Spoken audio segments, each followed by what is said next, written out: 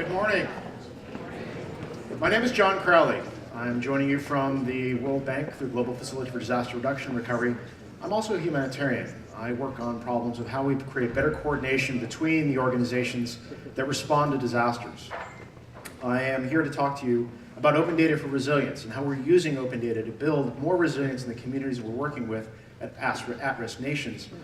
I'm here really in my personal capacity because this is the first time that I've combined both my professional passion with a personal story. And let me begin in a place you might not expect. I grew up in Newtown. I went to high school in Sandy Hook. The principal of that elementary school was the stepmother of the violinist in my high school piano trio. I'm also a longtime resident of Boston. The shootout occurred in my old neighborhood. I am going to be joining the physicians who ran the emergency rooms tomorrow as we train the next generation of humanitarians in a field exercise. I'm deeply proud of the process by which we came together. I'm deeply proud of the relationships we built and were able to sustain through these crises and overwhelm the destructive forces. It made me realize something. Resilience is not a state. It's a chance to balance the process of destruction or the forces that pull us apart with those that bring us back together again. It's something that my hometown newspaper described as the ability to overwhelm the forces of destruction with those that with greater opposite reaction of empathy and creation. In other words, resilience flows from relationships. It's our opportunity to use our networks to connect and keep together during an emergency. Yet, as a disaster responder and someone who's working in disaster risk management, I know that that is not yet enough. There are other forces at play here, particularly as we confront the large issues of climate change and of large disasters. To that end, I want to start with a crisis you all are very familiar with from recent memory. In 2011, Japan had a major earthquake and a triple disaster with a tsunami and a nuclear crisis. It was not the first time this earthquake had occurred in Japan. As the LA Times had reported, in 869, a similar event occurred, and residents of Miyatojima, a small town north of Sendai, had fled to the top of the nearest hill. They had watched as one tsunami wave came from the sea. Unfortunately, a second wave came washing over the rice paddies, met at the hill, washed over, and killed most people. The survivors put in a stone saying, essentially, don't stand here. That process in 2011 led no one to flee to the top of that hill. This is a form of collective memory, a chance for people to be able to express over 50 generations a risk that would otherwise have remained hidden. There are very few markers of these types of collective memory that we can point at. Most risks are invisible. While we may be aware of seasonal flooding, we don't necessarily keep track of things that have 100, 1,000, 10,000, or even a million-year time cycles, as some things do, like our volcanoes and some earthquakes. These type of events remain invisible to us. What's worse is the nature of risk is changing. We see an incredible change in climate in terms of oscillations of up and down. We're seeing also our built environment and our human environment changing. Cities that are growing at 5% a year are changing their permeability to rainfall. Flooding from the past is actually not a really good indicator of what will flood in the future. Our data are describing a very dynamic reality, and that's growing more dynamic over time. In order to understand this, we really need to have better data. We need to be able to get at the invisible and create these markers of collective memory in a new way, in a digital way. In my field, in disaster risk management, this gets expressed through essentially an equation. Like, how do we begin to look at the hazards that are out there and begin to capture understandings of either whether it be a meteorological crises or we see things in hazards of essentially climate exposure, which is how do we begin to look at that built environment's exposure to that event? Like what type of damage are we going to see? What are the values of those assets? And then how vulnerable are they? That process leads us to understanding the impact from any particular event And then through complicated risk models, get to something where we can look at the aggregation of all those events and begin to understand what are the underlying risks of that place.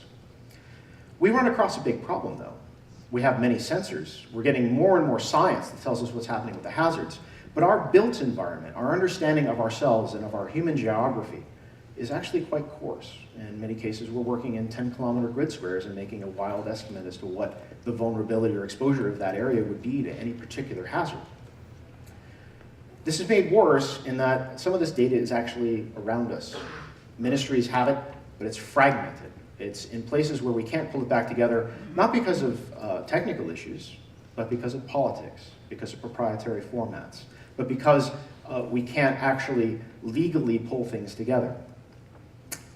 Without that, we can't make the invisible visible. We can't help create this collective memory so that communities can come together and understand what the risks are. Haiti opened a lot of minds. We saw a huge change in the way that digital humanitarians responded in terms of mapping. We saw OpenStreetMap put 1.2 million edits in 2.5 weeks, and essentially mapped the middle third of a country for free. Yet, it also taught us some very hard lessons. One of the good things was OpenStreetMap showed us that we could move from these very coarse models of our environment to something that's much more higher resolution, from a 10-kilometer grid square to individual building footprints. That level of resolution, then the models may not be able to handle. But it also showed us that if we're going to be working with at-risk communities, we can't do it for them from the outside. They need to curate it for themselves. It needs to be something done with them. We learned this hard lesson by trying to implement an open data portal and put it in place on behalf of the Haitian government instead of working with the government to create one. The data also really need to be curated by those who are in the place. This is not actually all that difficult a problem to solve in terms of technical capacity. Oftentimes these tools are very easy to teach, but it's the place and the people that are at risk to have the opportunity to express their own, make the invisible visible to the world. They make themselves more legible, and they get to choose ethically what they make legible. But the problem is all of this forms of data, from hazards and exposure or vulnerability, is very expensive to curate.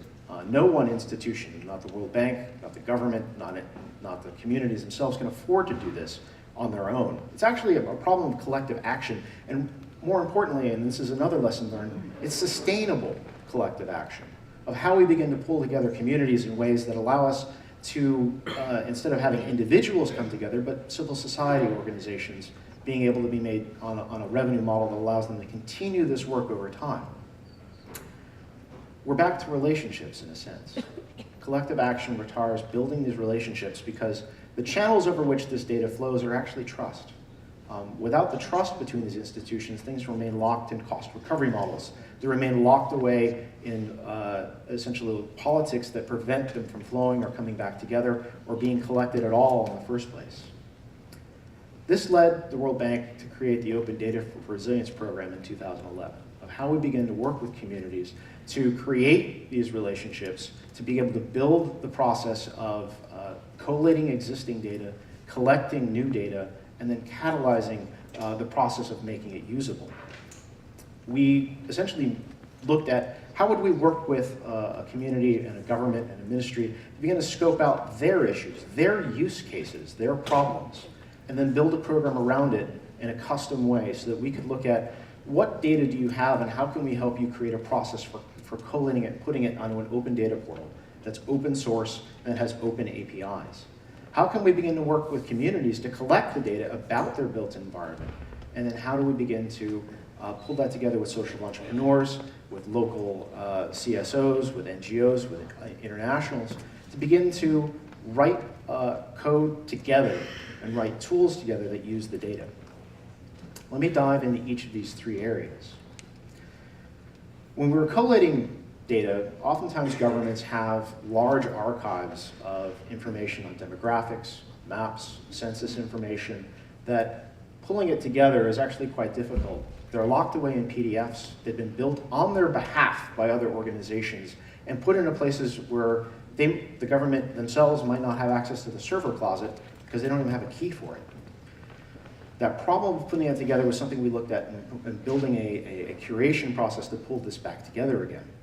A good example comes from Sri Lanka, where my colleague Vivian Depardieu had worked with essentially an archive of hazards that were pulled together from PDFs.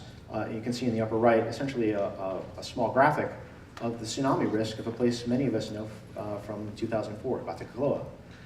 The process of pulling that back together was of taking that PDF, making it open, putting it into an open data portal, and then aggregating the built environment from OpenStreetMap and creating a new map on the upper left, which you can see is actually available via API. You can mash it up, you can reuse it, you can put it into other tools.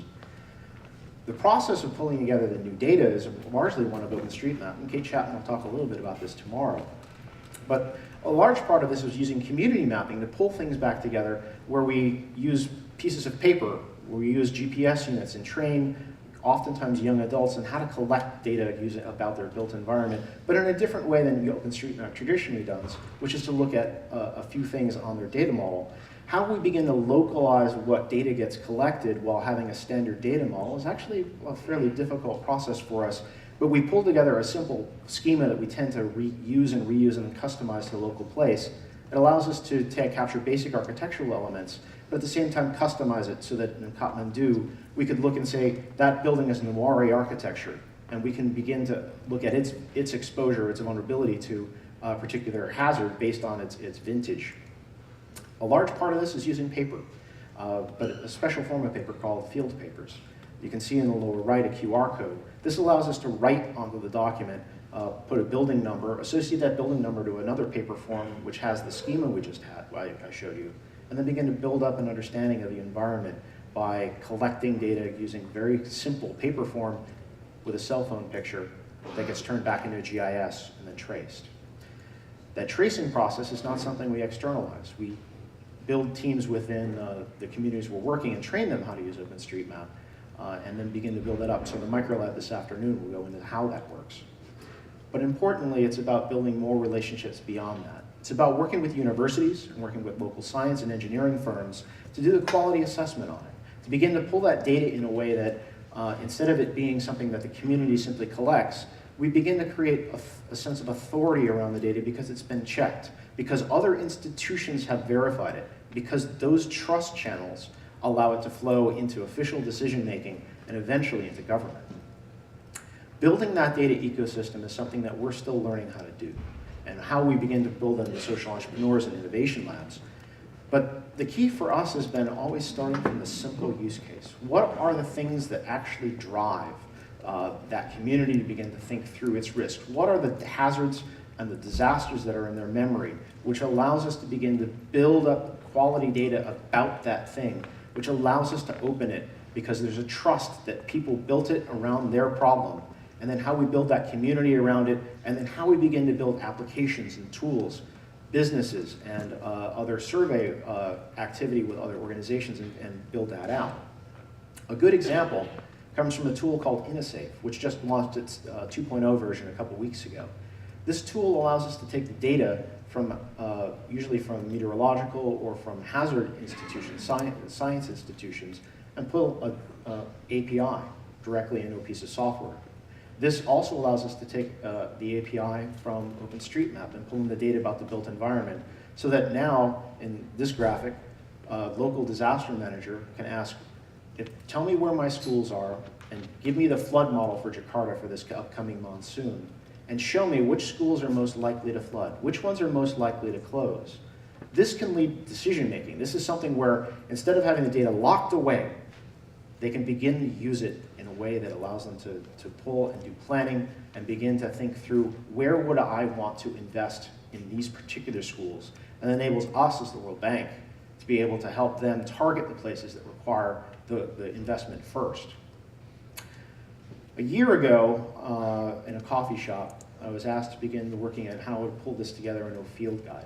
In other words, how do we take the theory of this, how do we take the practice of this, and pull it into something that we can begin in essentially a two-person book. We spent a year with an information designer, a graphic designer, and me writing, and interviewing, and pulling together the stories and the frameworks. It went far, what was meant to be an internal publication went far beyond my dreams. We launched it at the White House about 3 weeks ago as the World Bank's contribution to the Climate Data Initiative. It's available online. If you go to gfdrr.org or the World Bank, you can find it. It's Open Data for Resilience. What it's made me realize is that the map is really more than simply an articulation of risk. It's really something that allows us to build that collective memory, to take the thing that expresses and shows what is, but also help people understand what might no longer be, at the same time understand how they might build it back better, or even now, build it stronger so that they're able to begin to sustain themselves against whatever crisis is coming. It's also made me realize something. Open data is neither top-down nor bottom-up. It's not something where collating data from a government and collecting it from a community is the story. This is something where open data allows us to become a connector. This is something that allows us to begin to build the relationships among all of the peoples that are currently spread apart and broken across the silos of disaster risk management and pull them back together again. In a sense, we're back to those relationships. We are at a place where this process of pulling the forces of creation and of empathy and of connection allows us to begin to pull those communities together around expressing themselves, making themselves more legible so that the outside world can begin to invest in them and they can begin to invest in themselves and begin to build up businesses that sustain and curate this. I'm looking forward to meeting my fellow connectors here, and I hope that you all have a wonderful SwitchPoint. Thank you.